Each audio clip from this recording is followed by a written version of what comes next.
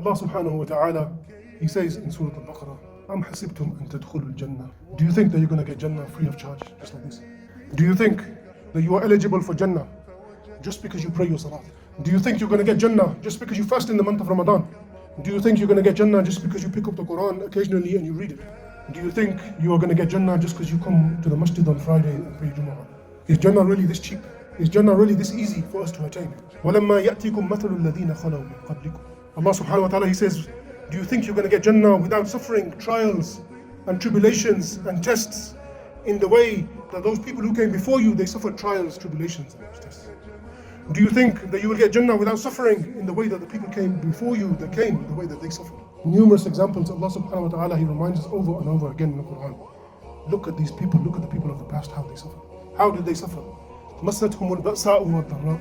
Allah subhanahu wa ta'ala, He says, and we made them suffer by afflicting them with poverty and with ailments, hardships, difficulties, illness, pain, disasters. Poverty, they don't have enough food to eat. They don't have enough water to drink. They have no money to go and buy food or medicine or anything. مَسَّتْهُمُ الْبَأْسَاءُ وَالضَّرَّاءُ وَزُلْزِلُوا. And they were shaken with a trembling, with a shaking like an earthquake for fear of the enemy. These ayat were revealed in relation to the Battle of Ahzab. The Battle of Ahzab was the time when the Yahud, they gathered an alliance of all of the other tribes of the Yahud and the Mushrikeen, those disbelievers who had one common enemy, the Muslims. They wanted to eliminate and finish off and destroy Islam. And they came into Medina and they besieged the Muslims. For a few weeks, they were besieged and they were suffering. The Nabi sallallahu alayhi wasallam and the believers were suffering. Poverty, ailments, difficulties, hardships. This was a huge trial for them. Day upon day went. There was no solution, there was no respite. They were outnumbered. They didn't have the weaponry to be able to fight and combat this huge alliance that had gathered with the intention to fight them and to eliminate them and to destroy them and remove them completely. مَسَّتْهُمُ الْبَأْسَاءُ وَالضَّرَّاءُ وَزُلْزِلُوا. So they were shaken with this fear that they were in such a vulnerable position. They were surrounded by this enemy from all directions. حَتَّى يَقُولَ الرَّسُولُ وَالَّذِينَ آمَنُوا مَعَهُ. Until the Nabi sallallahu alayhi wasallam, even until himself, alayhi salatu wasalam, even until him himself and those believers who were with him, the Sahaba, they asked and they appealed and they questioned to Allah subhanahu wa ta'ala, Mata Nasrullah, when the help of Allah subhanahu wa ta'ala come? They were in such a dire situation. They're asking, when is the help? When is the victory? When is the respite from Allah subhanahu wa ta'ala going to come? Very desperate situation. Allah subhanahu wa ta'ala, He responded, Ala inna nasrallahi qareeb. Verily the help of Allah subhanahu wa ta'ala is near. It is close. And indeed it was close. Allah subhanahu wa ta'ala changed the situation for those believers who remained firm and steadfast in their belief and their iman, having full reliance and tawakkul in Allah subhanahu wa ta'ala. Allah subhanahu wa ta'ala changed their situation from one of such weakness and vulnerability to becoming victors and becoming victorious in that situation. But there were a few amongst them, and these munafiqeen are those hypocrites, those people who have a disease in their hearts and who have weakness in iman and a problem in the foundation and the fundamental of their belief and iman. وَإِذْ يَقُولُ الْمُنَافِقُونَ وَالَّذِينَ فِي قُلُوبِهِمْ مَرَضٌ. Those hypocrites were amongst them and those within whose hearts there was some disease of doubt. They began to question all of this when they were in this situation. They began to question it. And sometimes you'll find people like this, they will question. They'll say, well, why did you do such and such a thing? Why did you go out and do this? Why did you attack? Why did you defend?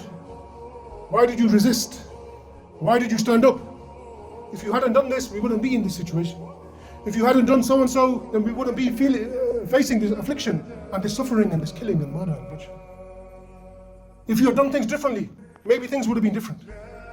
You claim you're upon the haqq, you're upon the truth, but you're not. Maybe the other side is right.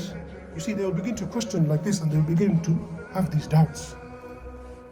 وَإِذْ يَقُولُ الْمُنَافِقُونَ وَالَّذِينَ فِي قُلُوبِهِمْ مَرَضٌ مَا وَعَدَنَا اللَّهُ وَرَسُولَهُ إِلَّا غُرُورًا. The munafiqeen, they began to say, Allah and His Messenger, they promised us nothing but delusion. All of this promise that Allah is going to help us and support us and grant the believers victory and grant them goodness and authority in the dunya and in the akhirah. All of this is lies. They began to doubt the promise of Allah subhanahu wa ta'ala. They began to question their own belief and their own iman, falling into the bounds of kufr. But yet the believers, those who are true Muslims, they will have the opposite reaction, the opposite response to those munafiqeen. Allah subhanahu wa ta'ala tells us, وَلَمَّا رَأَى الْمُؤْمِنُونَ الْأَحْزَابَ, that when the believers, they saw this ahzab, when they were in that vulnerable situation and all around them, surrounding them from every direction, they saw this alliance of these kuffar outpowering them, besieging them to come and attack and to finish them off. قَالُوا هَذَا مَا وَعَدَنَا اللَّهُ وَرَسُولُهُ وَصَدَقَ اللَّهُ وَرَسُولُهُ.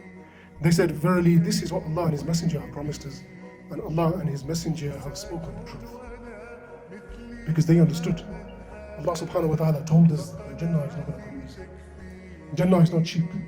You will suffer trials, you will suffer tests and tribulations in order for you to attain Jannah. Allah subhanahu wa ta'ala tells us that from the sunnah of Allah, there are some days where you will be victorious and there are other days where you will be overpowered.